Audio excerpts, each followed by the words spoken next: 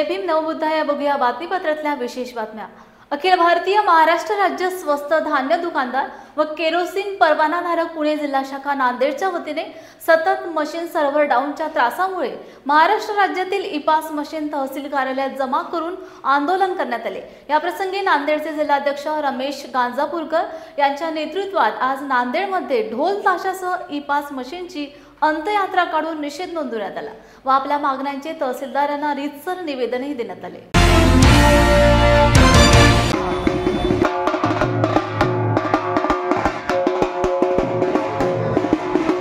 निमित्तानं आम्ही असं सांगू शकतो की ईपोस मशीन ह्या नाही का राशन दुकानदारांना धान्य वाटप करण्याकरिता नवीन स्वरूपामध्ये दिलेल्या आहे। त्या दिल्याच्या नंतर एका सतत 2 महिन्यापासून नाही का सर्व्हर आणि इंटरनेटचा प्रॉब्लेम असल्यामुळे ह्या मशीन नाही का पूर्ववतपणे नाही का चालत नाहीत। त्यामुळे नाही का शासनाने आम्हाला ऑफलाईन वाटायची परवानगी दिली, परंतु नाही का ऑफलाईन नाही का ते कायमस्वरूपी ठेवावं आणि आमच्या मशीन नाही का त्यांनी कायमस्वरूपी बंद करून घ्याव्यात, जमा करून घ्याव्यात। आम्हाला 150 रुपये कमिशन भेटतंय, ते अपुरं आहे।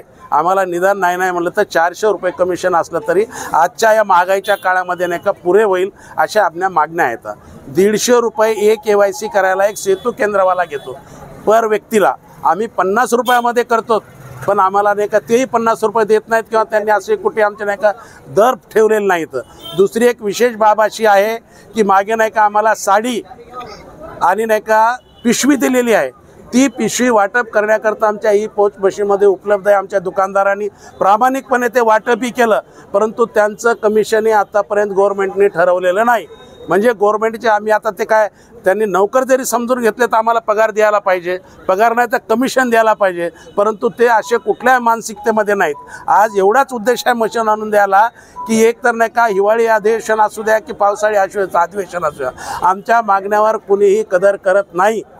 पोलीस पाटलांना मानधन वाढलं, अंगणवाडीच्या ताईंना मानधन वाढलं, त्याबद्दल आम्ही नाही का महासंघाच्या वतीने गव्हर्नमेंट सरकारचे नाही का अभिनंदन करतो, त्यांना विरोध नाही। पण आमचा कुठं ना कुठं या लोकांनी विचार करायला पाहिजे होता, तर आम्हाला नाही का सवतीसारखं ठेवलंय याचा विचार व्हावा, हा उद्देश आहे आमचा। गेल्या अनेक दिवसांपासून पॉज मशीन काम करत नसल्याने नागरिकांना धान्य मिळत नव्हते। अखेर त्रस्त धान्य दुकानदारांनी पॉज मशीन गळ्यात घालून तहसील कार्यालयावर आंदोलन केले। अमरावतीच्या धामणगाव रेल्वे रास्ता दुकानदारांनी चक्क पॉज मशीन जमा करण्यासाठी आंदोलन केले। रास्ताभाव दुकानदार संघटना धामणगाव रेल्वे अध्यक्ष प्रभाकर यादवराव ठाकरे आज दिनांक 5 ऑगस्ट रोजी पॉश मशीनमुळे जो ग्राहकांना आणि दुकानदारांना जो त्रास होत आहे त्या त्रासाबाबत आम्ही सर्व पॉश मशीना ह्या तहसील कार्यालयात जमा करीत आहे। हा कार्यक्रम सर्व महाराष्ट्रभर चालू आहे आणि आज आम्ही सर्व पॉश मशीना ह्या शासनाकडे जमा करत आहे आणि तसेच आमची मेन मागणी आहे का आमचं कमिशन वाढवणे। आम्ही खूप तुटपुंजी कमिशनवर काम करीत आहे, तरी शासनाने यांची दखल घ्यावी। अनेक वर्षांपासून जिल्ह्यातील भूमिहीन अनुसूचित जाती व जमातीच्या नागरिकांनी स्वतःच्या पोटाची खळगी भरण्यासाठी शासनाच्या विना वापर पडून असलेल्या पडीक जमिनी लागवडीखाली आणल्या असून त्या जमिनीच्या भरोश्यावर आज ते परिवाराचा चरितार्थ चालवत आहेत। शासकीय जमीन कसणाऱ्या शेतकऱ्यांच्या नावे करावी या प्रमुख मागणीसाठी रिपाई आठवले गटाचे जिल्हाध्यक्ष नरहरी गवळी यांच्या नेतृत्वाखाली जिल्हा युवा कार्याध्यक्ष आम्रपाल वाघमारे आणि पदाधिकारी यांनी आमरण उपोषण सुरू केले आहे। आज या ठिकाणी Republican Party of India Athawale पक्षाच्या वतीने संपूर्ण बुलढाणा जिल्ह्याच्या वतीने जिल्ह्याचे अध्यक्ष आदरणीय नरहरी दादा गवळी यांच्या प्रमुख मार्गदर्शनाखाली जे काही लोक शासकीय जमीन कसत आहेत तरी शासकीय जमिनी कसणाऱ्याच्या नावावर झाली पाहिजेत यासाठी आज आमरण उपोषण या ठिकाणी जिल्हाधिकारी कार्यालय यांच्या समोर चालू केलेलं आहे। आणि आमची शासनाकडे मागणी असेल की आम्ही 1972 सालापासून ते आजपर्यंत सातत्यानं आमच्या परिवाराची व आमच्या संसाराची उपजीविका भागवत असताना शासनाने अचानकपणे आमच्या जमिनीवरती एक सौर ऊर्जेचा प्रकल्प या ठिकाणी होऊ घातला आहे आणि या सौर ऊर्जेच्या प्रकल्पामध्ये आमच्या ताब्यात वैती असलेल्या उभे पीक असलेली जमीन या ठिकाणी आम्हाला गमावी लागत आहे। आणि ही जर जमीन आमची गेली तर उद्या आमच्या परिवारावरती उपासमारीची वेळ आल्याशिवाय राहणार नाही। तरी आम्ही सरकारला विनंती करेल की जर शेतकऱ्याच्या हितासाठी आपण सौर ऊर्जाच्या प्रकल्पाचा निर्णय घेऊ शकता तर तुम्ही भूमिहीन गोरगरिबासाठी सुद्धा त्यांच्या हिताचा निर्णय घेतला पाहिजे अशी आमची सरकारकडे मागणी असेल। आणि जर तुम्ही सौर ऊर्जाचा प्रकल्प आमच्या वैत्याने उभी पीक असलेल्या शेतात घेत असेल तर कदापि रिपब्लिकन पार्टी ऑफ इंडिया हा सौर ऊर्जाचा प्रकल्प होऊ देणार नाही असा आम्ही सरकारला इशारा देत आहोत। परभणी तालुक्यातील स्वस्त धान्य दुकानदार संघटनेमार्फत बऱ्याच दिवसांपासून इपोज मशीन सर्व्हर डाऊन असल्यामुळे धान्य वाटप करण्यास अडचणी निर्माण होत आहेत। त्या अनुषंगाने दिनांक 5 ऑगस्ट रोजी संघटनेमार्फत उपोषण मैदान या ठिकाणी आंदोलन सुरू करण्यात आले आहे। सर्व्हर डाऊन असल्यामुळे स्वस्त धान्य दुकानदारांना जनतेचा शिधापत्रिका लाभार्थी यांच्या रोषाला सामोरे जावे लागत आहे। बऱ्याच ठिकाणी दुकानदारांना लाभार्थ्यांकडून अर्वाच्य भाषेमध्ये शिवीगाळ करून धक्काबुक्की करण्यात येत आहे। त्यामुळे दिनांक 5 ऑगस्ट रोजी परभणी तालुक्यातील सर्व रेशन दुकानदारांनी ही पोस्ट मशीन घेऊन आंदोलन करून तहसील कार्यालयात ही मशीन जमा करण्यात आली।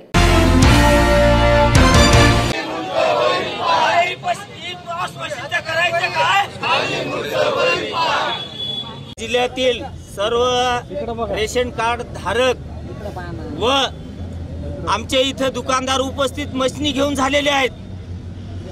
कारण या बघा या भारतामध्ये विमानात जर लाखो लोक जर बसले तर ते वरच्यावर नीट केल्या जाते आणि दुकानात मशीनी असून त्या बंद पडल्यात। याच्यात आमच्या दुकानदारास बरोबर आमच्या सर्वसामान्यांचं अत्यंत नुकसान होत आहे। म्हणून ह्या मशीनी डबड्या मशीनी शासनाने जमा करून वेळोवेळी राशन दुकानदारांना धान्य पोहोचावा बिना मशीनीचं आणि ते गरिबापर्यंत पोहोचन ही माझी इच्छा आहे। इपास मशीनसाठी खूप त्रास होत आहे कारण कार्डधारकांना सावळ शाळे आमच्या नागरिकांना आलेला आहे। ते राशन दुकानदाराला इतका त्रास होत आहे, मानसिक त्रास होत आहे की ते म्हणतात की आम्हाला धान्याची गरज आहे तर मशीन चालव या ना चालव मशीन फेकून द्या तिकडं पण आम्हाला धान्य या वेळेत पाहिजे असं मागणी आहे। अरे सुनीता जरा देखो तो कौन है। अरे अनु तू कैसी हो? बढ़िया हो, बैठ मैं अभी आई।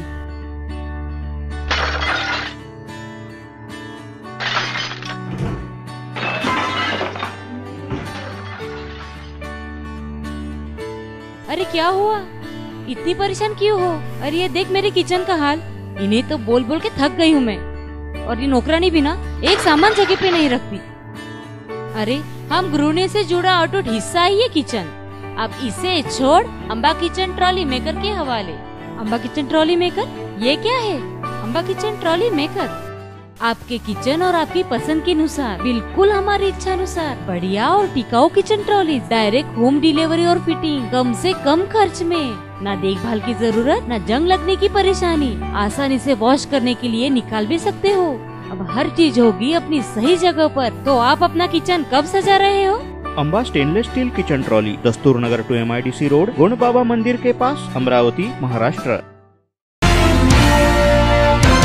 Republican Party of India Sachin Kharat गट पक्ष राष्ट्रवादी काँग्रेस पक्षाचा मित्र पक्ष आणि महायुती घटक पक्ष आहे, परंतु पिंपरी विधानसभा मतदारसंघ राखीव आहे आणि पिंपरी चिंचवडमधील कार्यकर्त्यांनी एकमताने राष्ट्रीय अध्यक्ष सचिन खरात यांनी निवडणूक लढवावी असा ठराव पास केलेला आहे। त्यामुळे कार्यकर्त्यांचा आणि पक्षाचा आदेश म्हणून Republican Party of India Kharat गट पक्षाचे अध्यक्ष सचिन खरात यांनी निवडणूक लढवावी असे पत्रकार परिषदेमध्ये जाहीर केले।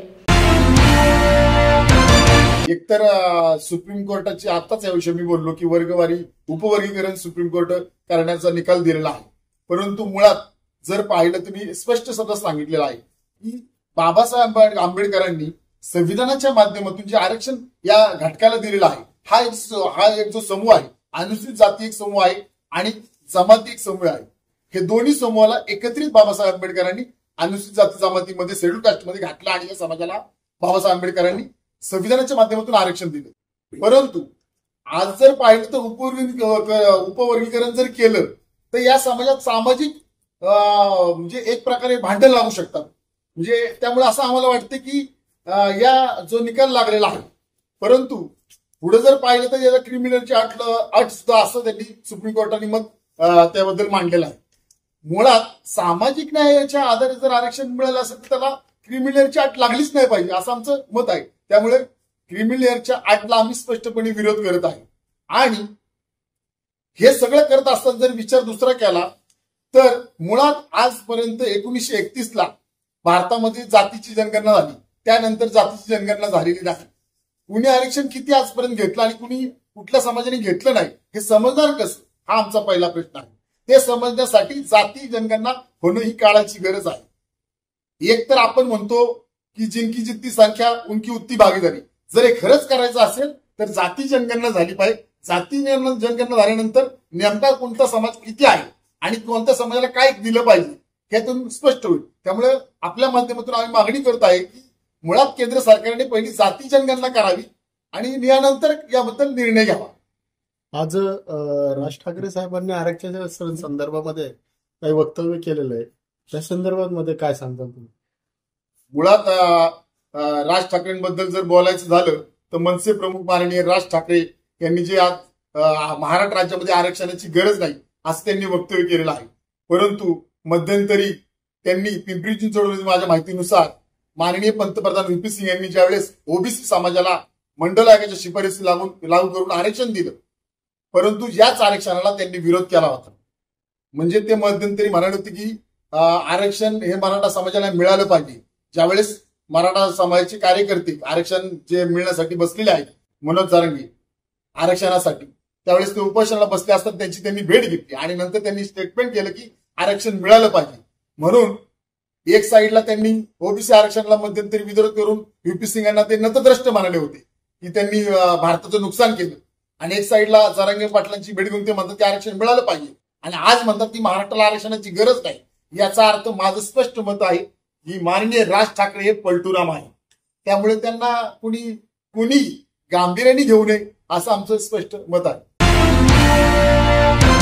हिंदू राष्ट्र बनवण्याचा RSSचा अजेंडा आहे आणि निकाल देणारे RSS संबंधित आहेत. संविधानाचे नियम धाब्यावर बसून हा निर्णय देण्यात आला. हा निर्णय निषेधार्ह, निर्दयी व दुर्दैवी असल्याचे सांगत SC/ST मध्ये वर्गीकरण म्हणजे जातीच्या अस्मिता तीव्र करणे. त्यामुळे धर्म वाढतो आणि धर्म वाढवण्यासाठी SC/STला कोलॅप्स करण्याचा प्रयत्न आहे. जातीत भांडण लावणे, विघटन करणे व आता वर्गीकरणाच्या माध्यमातून विघटन करून देशव्यापी मणिपूर करण्याचं हे धोरण असल्याचं भाई दीपक केदारे यांनी सांगितले. वरती अन्याय होणार नाही होणार या ज्या दोन्ही गोष्टी आहेत या न्यायालय आणि सरकार ठरवणार. माझं मीडिया ट्रायल करणं किंवा त्या भूमिकेला घेऊन मी रस्त्यावर उतरून भूमिका घेणं हे महाराष्ट्राला मणिपूर करण्याच्या दिशेने घेऊन जाणार आहे.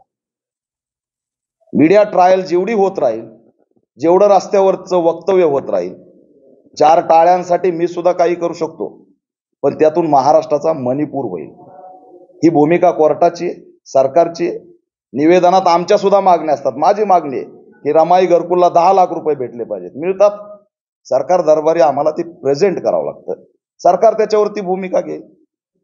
तिथं आम्ही थोडे ना त्याच्यामध्ये बाहेरचे लोक काही करू शकत नाहीत.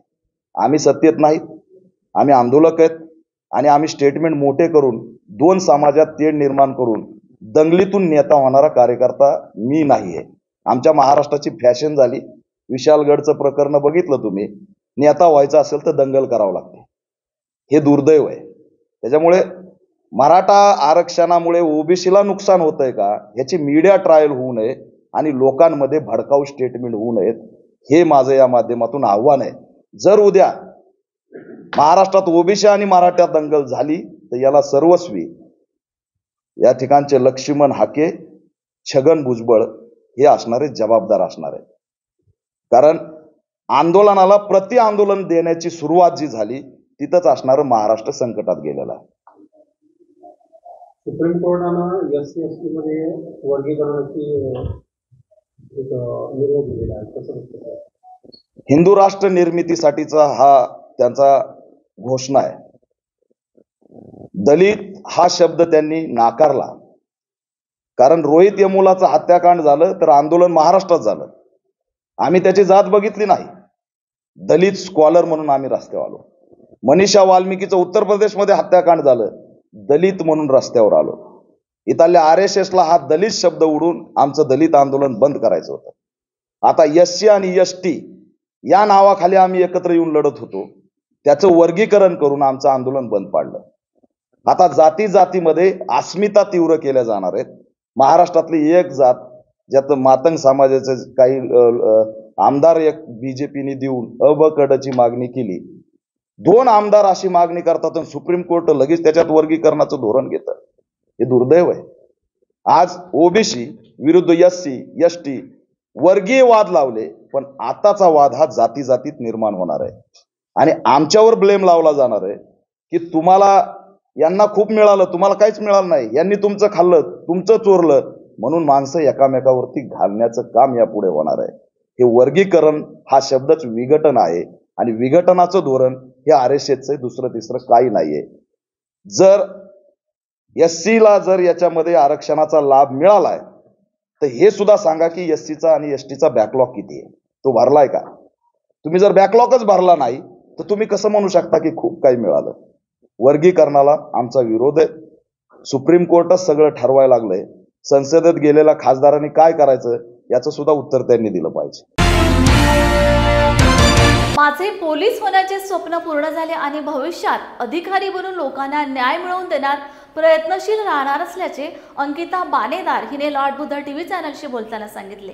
कोल्हापूर जिल्हा हातकणंगले तालुक्यातील रेंदाळा गावातील अंकिता बानेदार हिने अत्यंत प्रतिकूल परिस्थितीत गरिबीतून मुंबई पोलीस दलात भरती झाली. यामुळे तिचा आणि तिच्या घरच्या कुटुंबाचा आनंद गगनात मावेला. अंकिताची मिरवणूक गावातून काढण्यात आली. अनेकांनी तिला भेटून शुभेच्छाही दिल्या. महाजन, आबासाहेब रेंदाळा सहकारी बँकेचे चेअरमन. आज आमच्या गावामध्ये दरिकांत बांधारे यांचे पुतणे व अरुण बांधारे यांची कन्या याची अंकिता याच्या पोलीस दलामध्ये निवड झाली आणि दोन्ही ठिकाणी तिथे प्रथम क्रमांक काढला. त्याबद्दल तिचं या ठिकाणी हार्दिक अभिनंदन करतो. आमच्या रेंदाळच्या गावामध्ये एक मानाचा तोरा या ठिकाणी या मुलीने लावला. त्याबद्दल त्याचं या ठिकाणी आमच्या सभासदातर्फे आमच्या सर्व बँकेतर्फे त्याचं या ठिकाणी मी हार्दिक अभिनंदन करत आहे. ते म्हणजे डॉक्टर बाबासाहेब आंबेडकर. सगळ्या जगातले आपल्या भारतीय सगळ्या महिला ज्या आहेत त्या फक्त बाबासाहेबांच्यामुळं आज त्या एक सन्मानानं जगत आहेत. सगळ्यात मोठा जगण्याचा अधिकार हा फक्त बाबासाहेबांमुळेच आपल्या स्त्रियांना मिळालेला आहे आणि जी आज मी इथं आहे ती फक्त आणि फक्त बाबासाहेबांच्यामुळंच आहे. त्यामुळे बाबासाहेबांचं मी खूप मनापासून ऋणी आहे आणि त्यांनी खूप खूप खूप काही केले आहे आपल्या स्त्रियांसाठी. जे काय आहे ते फक्त आणि फक्त बाबासाहेबांमुळेच आहे. रेंदाळे या गावी एक गरीब कुटुंबातली मुलगी अंकिता बानेदार ही पोलीस भरती मुंबई या ठिकाणी आणि कोल्हापूर ठिकाणी या 2 ठिकाणी एकाच वेळी चांगल्या मार्काने पास झाली. हे आपल्या समाजासाठी आणि कोल्हापूरच्या आपल्या सर्वांसाठी एक आदर्श आहे. या अंकितेच्या यशाबद्दल आम्ही सरनोबतवाडी धम्मसंघ सरनोबतवाडी या ठिकाणी आम्ही शुभेच्छा देण्यासाठी आलो आहे. तसेच तिच्या भावी आयुष्यासाठी पुढील वाटचालीसाठी आमच्या सरनोबतवाडी धम्मसंघाच्या वतीनं आम्ही तिला शुभेच्छा देत आहोत. जय भीम. गावची एक मुलगी, या मुलगीनं अतिशय कष्टात या ठिकाणी शिक्षण घेऊन ती या ठिकाणी पोलीस भरती झालेली आहे आणि खऱ्या अर्थानं का नाही की हिच्या वडिलांचा आपण जर विचार केला तर वडील पेंटिंगचं काम करतात आणि पेंटिंगचं काम करत असतानासुद्धा त्यांनी अशा पद्धतीने चांगल्या प्रकारे प्रोत्साहन देऊन पोरगीला या ठिकाणी चांगलं म्हणजे नोकरीसाठी प्रयत्न केले. ह्यातच या ठिकाणी तिचं या उज्ज्वल भविष्य आहे. खरं म्हणजे सगळ्यांचंच मत होतं असं की लांब कशाला पाठवायचं, मुलगी आहे असं त्यांचं मत होतं. पण मुलगीचं ध्येय, चिकाटी आणि धाडस आणि टॅलेंट यामुळे ती मुलगी या ठिकाणी यापर्यंत गेलेल्या आपल्याला बघायला मिळतं. पुन्हा एकदा हिला अंकिताला शुभेच्छा देतो आणि मी थांबतो. माझं नाव जयश्री संतोष बानेदार.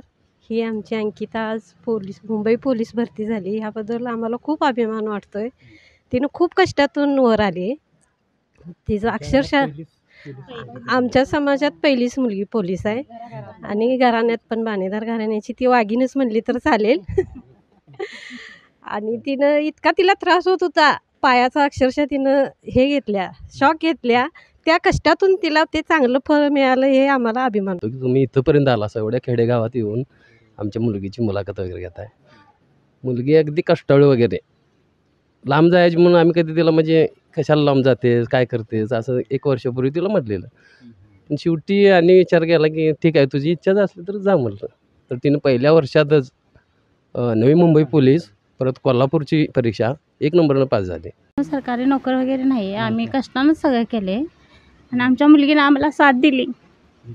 त्यामुळं खूप अभिमान आहे आम्हाला. अशीच आमची सगळी मुलं चांगल्या हुद्द्यावर जावावीत आणि ही पण इथं न थांबता अजून पुढं हे करावे अशी आमच्या अपेक्षा आहे. आज मुलीला शिक्षण दिलं, अभिमानानं मी तिला म्हणजे तिच्यामुळं आमचं म्हणजे गर्व आहे आम्हाला सगळ्या आमच्या कुटुंबियांना. तिला चांगला सपोर्ट म्हणजे तू करत राहा, बाकीची पाठीमागं काय काळजी करू नको हे तिला मी सतत सांगत राहिले. ती पुढं गेली, तिने वाटचाल यशस्वी केली, करून दाखवली. त्याला ती सिद्धपात्र आहे. आम्ही पण भरून पावलं. हां सर, आम्ही काय फक्त पैसे देऊ शकणार ना. मी म्हटलं बा तुला काय लागेल तर देतो, फक्त तू पुढं होऊन शिक, मागं काय फिरून बघू नकोस. कारण आमची ही जी भावंडं भरपूर आहेत ना, त्यांना पण आदर्श मिळावा, त्यांना पण आता तो जर त्यांना पण म्हणजे सपोर्ट करा एवढंच मी बोलतो. एकदम समाधान झालं. काय पांग फेटलं? फिटला सगळा पांग फेटला होय.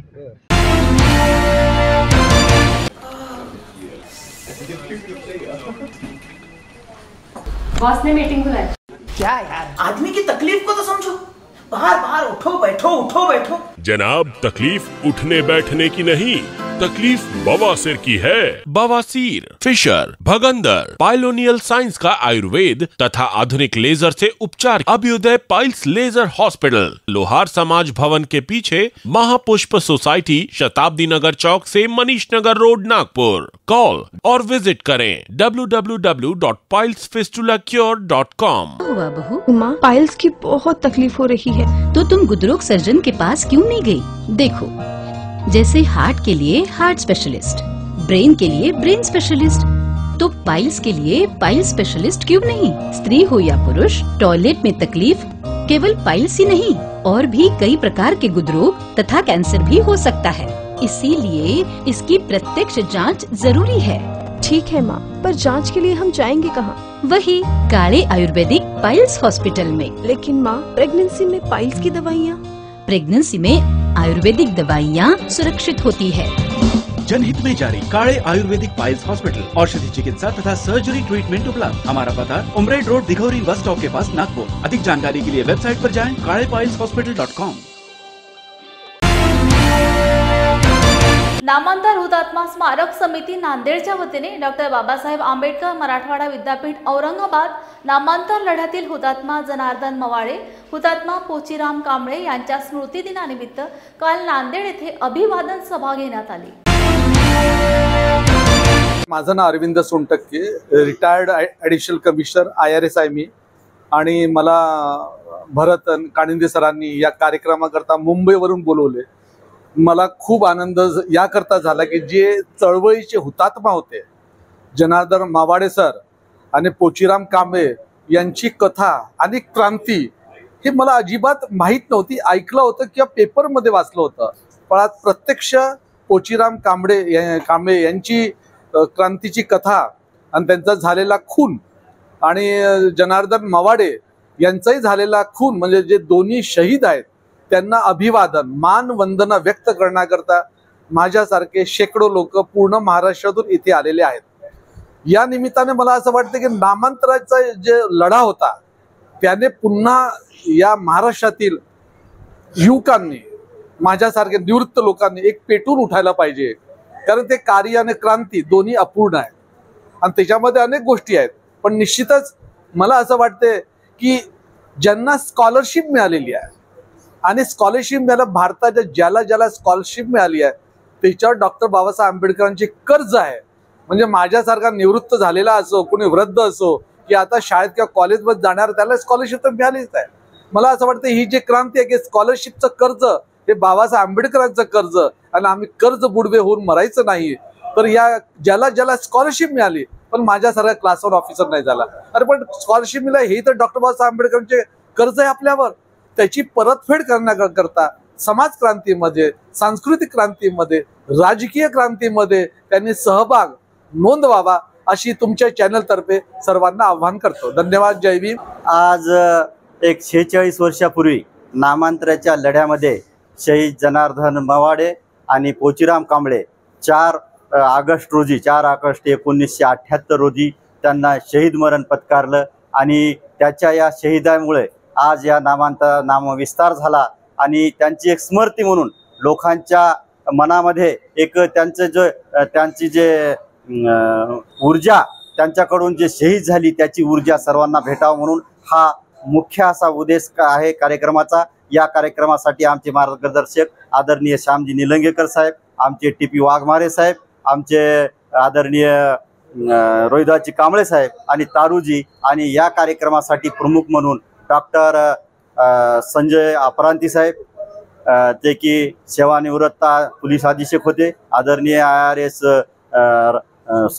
सोनटके साहेब, अरविंद सोनटके साहेब आणि विविध आणि अरविंदजी गाडे साहेब नागपूरहून आलेले आहेत आणि पूर्ण महाराष्ट्रामधून त्यांना अभिवादन करण्यासाठी कोल्हापूर असो, सोलापूर असो किंवा पुणे असो, औरंगाबादपासून आमचे मारुती साळवे, त्यांचे सहकारी, सर्व सहकारी आज इथं या नामांतर शहीदांना अभिवादन करण्यासाठी इथं हजर आहेत। आज नामांतर शहीद पोचीराम कांबळे, जनार्दन मवाडे त्या शहीद दिनाच्या स्मृतीप्रित्यर्थ त्यांना अभिवादन करण्यासाठी आज महाराष्ट्रभरामधून विविध मान्यवर आज इथे उपस्थित झालेले आहेत। शहीदांच्या या स्मृती दिनाचं महत्त्व आणि महात्म्य हे आहे की त्यातून हे कळतं की चळवळ जिवंत आहे, आम्ही विसरलेलो नाही। कारण ज्यांना कोणाला इतिहासाचा विसर पडतो ते इतिहास घडवू शकत नाही असं आम्हाला बाबासाहेबांनी शिकवलेलं आहे आणि त्या दृष्टिकोनातून आज आम्ही महाराष्ट्रभरामधून या अभिवादन सभेच्या निमित्तानं माझ्या आणि माझ्या कुटुंबाच्या सर्व 2-3 जे काही शहीद झालेले आहेत त्यांना माझ्या म्हणजे त्यांच्यासोबत माझं दुःख वाटून घेतो आणि येणाऱ्या काळामध्ये या शहीदांच्या मार्फत जी काही क्रांती झालेली आहे या क्रांतीला उजाळा देण्याचा मी आणि माझी फॅमिली प्रयत्न करू। छत्रपती शिवाजी महाराज, फुले शाहू आंबेडकर अशा अनेक महापुरुषांची गाणी गाऊन समाजाचे प्रबोधन करणारा पुणे जिल्हा कला विकास संघाच्या अध्यक्षपदी महाराष्ट्रातील सुप्रसिद्ध गायक राहुल शिंदे यांची निवड करण्यात आली। तसेच सचिवपदी सुरेश गायकवाड, सल्लागारपदी पराग शिंदे, किशोर वंजारे, उपाध्यक्ष अशोक खेमकर यांची निवड करण्यात आली। पुणे जिल्हा कला विकास संघ मला वाटतं गेली 30-40 वर्षापासूनची ही संघटना पुणे जिल्ह्यामध्ये आणि पुणे शहर, महाराष्ट्राच्या बाहेरही या संघटनेचा विस्तार आहे। या संघटनेचे अनेक सभासद या अध्यक्षपदावर अभूषित झालेले आहेत। यामध्ये केमकर असतील, मदन कांबळे असतील, माधवदादा जगताप असतील, अनेक दिलीप सरोदे असतील, असे अनेक कलावंत या संघटनेमध्ये सभासद म्हणून निवडून गेलेले आहेत। या सर्वांनी या संघटनेचा आलेख उंच नेलेला आहे। त्याच पद्धतीनं गेली 6 वर्षापासून पुणे जिल्हा कला विकास संघटनेचे सन्माननीय की ज्यांचं नाव पुणे शहरामध्ये, पुणे जिल्ह्यामध्ये नव्हे तर महाराष्ट्रामध्ये पुण्याचा गायक राहुल शिंदे म्हणून सर्वांच्या परिचयाचे आहेत, असे हे गायक कलाकार या संघटनेची पुन्हा त्यांच्याकडे धुरा दिलेली आहे आणि या संघटनेचं कामकाज, या संघटनेचं नाव या महाराष्ट्रामध्ये पुन्हा एकदा चांगल्या ठिकाणी नेऊन ठेवतील अशी मला पूर्ण खात्री आहे। कलावंतांना एवढं प्राधान्य देण्याचं काम आजकाल कोणी करत नाही, परंतु आज एक स्वाभिमानाची गोष्ट आहे की आपल्या चळवळीमध्ये आपल्या स्वतःचे चॅनल जे निर्माण झालेले आहेत त्याच्यातून खऱ्या अर्थाने मला वाटतं प्रबोधन करता बाबासाहेब आंबेडकरांची चळवळ घराघरामध्ये पर्यंत पोचवतोच, परंतु या चॅनलच्या माध्यमातून खरी चळवळ आज समाजापर्यंत पोचत आहे याचा मला सार्थ अभिमान आहे। आणि राहिला प्रश्न तर गेले 6 वर्ष झाले या संघटनेचा मी अध्यक्ष म्हणून काम करतो आहे, परंतु राहुल शिंदे हा फक्त नाम मात्र आहे। परंतु मला सपोर्ट करणारी जी माझी सर्व कमिटी असेल, मग त्या कमिटीमध्ये माझे सचिव सुरेश गायकवाड असतील, कार्याध्यक्ष अशोकदादा केदारे असतील, आयुष्यमान उपाध्यक्ष केमकर आहेत आणि सर्वच मंडळी ज्यांनी बॉडीवर काम केलेलं आहे। आणि पुणे जिल्हा कला विकास संघ हा नुसता एक संघटना नसून हा एक जिव्हाळा, हा एक प्रेम आहे, हे एक आपली वास्तू आहे आणि त्या ठिकाणी आम्ही सगळे जिव्हाळ्याने प्रेमाने एकमेकाच्या सुखादुःखामध्ये धावून जाणारी ही संघटना आहे. त्याच्यामुळे या संघटनेचं भविष्य हे नक्कीच उज्ज्वल आहे असं माझ्यासारख्या अध्यक्षाला वाटतं. या ठिकाणी महाराष्ट्रातील तमाम कलावंतांना सांगण्यासाठी मला एक गर्व वाटतो की संपूर्ण महाराष्ट्रात जर तुम्ही हिंडला तर कुठल्याही कलावंताला 10x10 बसण्याची देखील जागा नाही. परंतु पुणे जिल्हा कला विकास संघटना एक अशी संस्था आहे की जिथं आमच्या स्वतःचं 1000 स्क्वेअर फीटचं आम्ही ऑफिस बांधून घेतलेलं आहे. आणि हे महाराष्ट्रामध्ये मला वाटतं पहिला इतिहास असेल पुणे जिल्हा कला विकास संघाचा की त्यांचं एक स्वतःचं ऑफिस आहे.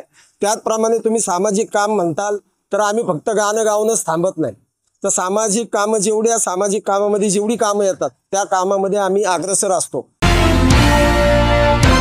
परभणी शहरातील बस स्थानके प्रवाशांचे अति महत्त्वाचे केंद्र असून या ठिकाणी नागरिकांची वर्दळ मोठ्या प्रमाणात असते. परंतु या ठिकाणी जागोजागी खड्डे पडले असून नागरिकांना व प्रवाशांना या खड्ड्यांचा त्रास होत आहे. या संदर्भात शिवराज्य सैन्याच्या वतीने आंदोलन करण्यात आले. नमस्कार, लॉर्ड बुद्धा टीव्ही मध्ये आपलं स्वागत करतो. आज परभणी शहरातील बस स्थानक परिसरात या ठिकाणी अखिल भारतीय शिवराज्य सेनेच्या वतीने या ठिकाणी खड्डे त्वरित तयार करण्यात यावे, रस्ता करण्यात याव्यासाठी शिवराज्य सेनेच्या वतीने या ठिकाणी आंदोलन करण्यात आलेलं आहे. खड्ड्यामध्ये बसून खड्ड्याची पूजा करून या ठिकाणी आंदोलन करण्यात आलेले आहे. आपल्यासोबत आंदोलन करते आहेत, काय सांगतात ते बघूया. खड्ड्यांसाठी आंदोलन केलेलं आहे, जागोजागी खड्डे पडलेले सगळ्या ठिकाणी मी सर्वे केला. काल अक्षरशः ऑटोवाले पण खूप वैताग इथले जे वाहतूकवाले त्यांना त्रास, गाडीवर येणारे जाणे बाईकवाल्यांना त्रास, शाळेत येणारे जाणे मुलं त्यांना सायकलवर चालणाऱ्यांना त्रास, जे इमर्जन्सी पेशंट आहेत, डिलिव्हरी वॉर्डमध्ये जाणाऱ्या लेडीज आहेत त्यांना त्रास होतो. प्रतिनिधीला का नाही दिसत, का ते आवाज उचलत नाही. जे केंद्र सरकारकडून कुठे जातो त्याला होतात हे आज MIDC बंद आहेत. आपल्या परभणीतले 40% लोक मुंबई पुण्याला शिफ्ट झाले का, सगळ्यात बेरोजगार जिल्हा झाले सगळं. आणि रस्त्याचे काम तुम्ही बोलाल ना सगळ्या ठिकाणी खूप खड्डे झाले. मी स्वतः जाऊन आले, स्वतः सर्व केला ना म्हणून मी हा आवाज उचलला. मला संघटनेकडून मी शांत नाही बसणार, मी आम्हाला उपोषणाला बसणार. आणि जर परत रस्त्याचे प्रश्न मार्गी नाही लावले ना 1 तारखेला उपोषणाला बसणार. अरे सुनीता, जरा देखो तो कौन है. अरे अनु, तू कैसी हो. बढ़िया हो, बैठ, मैं अभी आई.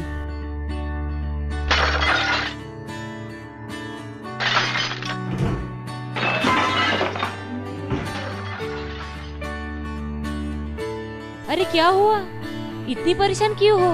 अरे ये देख मेरे किचन का हाल, इन्हें तो बोल बोल के थक गई हूँ मैं. और ये नौकरानी भी ना एक सामान जगह पे नहीं रखती. अरे हम गृहिणी से जुड़ा अटूट हिस्सा है ये किचन. अब इसे छोड़ अम्बा किचन ट्रॉली मेकर के हवाले. अम्बा किचन ट्रॉली मेकर, ये क्या है.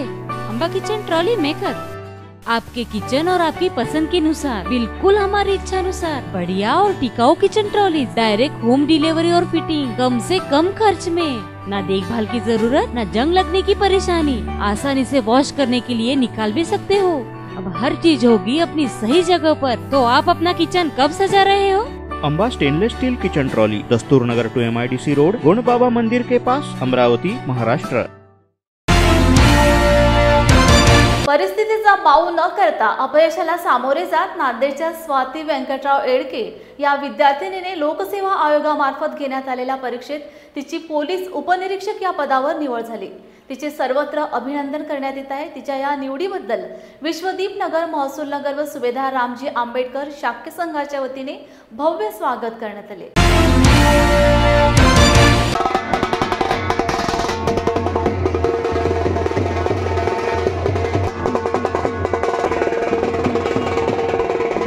शाक्य संघ, सुभेदार रामजी आंबेडकर, सेवानिवृत्त पोलीस अधिकारी कर्मचारी नांदेडचे ज्येष्ठ सदस्य व्यंकटराव येडके साहेब यांची मुलगी कुमारी स्वाती ही आज पोलीस उपनिरीक्षकपदी निवड झालेली आहे. आणि तिचं अभिनंदन करण्यासाठी आम्ही सर्व ग्रुप जमा झालेले आहोत. एक बौद्ध समाजाची मुलगी एवढ्या उच्च पदावर गेली आहे त्याचा आम्हाला स्वार्थ अभिमान आहे. आणि येडके परिवार आणि स्वाती यांचं सर्व स्तरातून अभिनंदन करतो. तिला पुढील आयुष्यासाठी हार्दिक शुभेच्छा देतो. व्यंकट इरबाजी येडके, मी PSI झालेल्या मुलीचे वडील आहे आणि मला खूप आनंद झालेला आहे की मी पण पोलीस खात्यामध्ये होतो. मी पोलीस खात्यामध्ये 1985ला कॉन्स्टेबल म्हणून भरती झालो आणि फौजदार म्हणून मी उदगीर पोलीस स्टेशनहून रिटायर झालो. मी खात्यामध्ये काम करत असताना लेकराकडे बरंच वेळ दिला आणि त्यांनी पण अधिक प्रेसरमानं माझ्या बरोबर साथ दिली. माझ्या सांगण्याला, माझ्या बोलण्याला त्यांनी प्रतिसाद दिला आणि आज बरेच दिवसापासून, आज 7-8 वर्षापासून ती पुण्याला राहून परिश्रम करून ती आज फौजदारपदी MPSC कडून तिची निवड झालेली आहे. त्याचा मला फार मोठा अभिमान आहे आणि आम्ही सर्व श्रेय तिने दिलेल्या अभ्यासाला आणि उपाशी तपाशी राहून मेस खाऊन तिथं अभ्यास करून हे पद तिनं हस्तगत केलेलं आहे. हे मी तिला फार मोठं श्रेय देतो. मी प्राध्यापक SD बडेराव, राहणार हदगाव, तालुका हदगाव, जिल्हा नांदेड येथील रहिवासी असून आमचे स्नेही आदरणीय व्यंकटरावजी येडके सर यांची द्वितीय कन्या हिनं महाराष्ट्र लोकसेवा आयोगाच्या परीक्षेमध्ये 2022च्या परीक्षेमध्ये पोलीस उपनिरीक्षक या पदी त्यांची निवड झालेली आहे. भारतीय बौद्ध महासभा तालुक्याच्या घातगावच्या वतीनं त्यांचं मी अभिनंदन करतो आणि आमच्या बडेराव परिवाराच्या वतीनं सुद्धा त्यांचं हार्दिक अभिनंदन करतो. पुढील वाटचालीस त्यांना हार्दिक शुभेच्छा देतो. नमस्कार, माझं नाव स्वाती जयश्ला व्यंकटराव येडके आहे आणि 2022 सालची PSI पोलीस उपनिरीक्षक ह्या पदावर माझी निवड झाली आहे आणि ह्याचे मेन श्रेय माझ्या आई वडिलांना देते आणि माझी पुण्याई म्हणलं तर मी माझ्या आजी आजोबांना देते. तसेच डॉक्टर बाबासाहेब आंबेडकर यांच्यामुळे सुद्धा, म्हणजे ह्यांच्या प्रेरणेमुळेच मला हे पद मिळालेलं आहे. त्यामुळे मी त्यांचे खूप आभारी आहे. आणि मागील 2 वर्षामध्ये मी अभ्यास करत असताना मला अपयशाला सामोरं जावं लागलं. मी ट्राय करत होते, मी बरेच एक्झाम दिले पण वेळोवेळी मला अपयशात गेलं. पण माझ्या आई वडिलांनी खूप मला साथ दिली आणि प्रत्येक एक्झाम असायची त्यावेळी माझी आई मला नेहमी म्हणायची की स्वाती घाबरू नको, फक्त तू व्यवस्थित पेपर सोडव. मग त्याप्रमाणे मी गेले आणि पेपर सोडवला आणि मला हे 2022 सालचं यश मिळालं आहे. अभ्यासासाठी किती वेळ देत होती? अभ्यासासाठी मी साधारणतः 7 ते 8 तास वेळ दिला. पण जेव्हा माझी प्री एक्झाम क्रॅक झाली तर मेन्स काढणं खूप अवघड असतं. जसं जसं 4 टप्पे असतात तर पुढे जाताना ते अवघड होत असतं. त्यामुळे मेन्सला मी जरा जास्त वेळ दिला आणि मेन्स क्लिअर झाल्यावर फिजिकलला सुद्धा 6 महिने वेळ होता तर मी त्याच्यावर पण प्रयत्न केला आणि शेवटी इंटरव्ह्यू आणि माझी फायनल निवड झाली. धर्मोदय बुद्धविहार कबीरनगर उस्मानपुरा येथे सम्यक बौद्ध उपासक उपासिका महासंघातर्फे मार्गदर्शन शिबिराचे आयोजन करण्यात आले होते. या कार्यक्रमाची सुरुवात बुद्ध वंदनाने करण्यात आली. यावेळी भीमराव मुगदल, शांतीलाल गायकवाड, पाणीपुरवठा इंजिनियर सुनील खंडारे उपस्थित होते. या कार्यक्रमाप्रसंगी सर्व उपस्थित लहान मुलांना व उपासक उपासिकांना बुद्ध वंदनेचे व धम्मसंपदा या मासिकाचे वितरण करण्यात आले.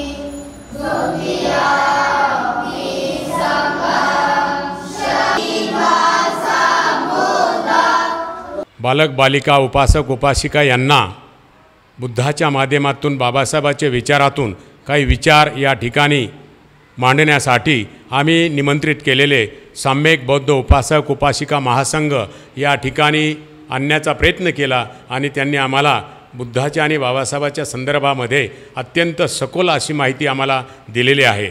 या ठिकाणी खरं म्हणजे वर्षावास हा चालू आहे आणि वर्षावासच्या निमित्तानं आपल्या बुद्ध विहारामध्ये बाबासाहेबांचे विचार आणि बुद्धांचं तत्त्व काय असतं आणि काय असावं या संदर्भामध्ये आम्ही हा संघ या ठिकाणी बोलवलेला होता।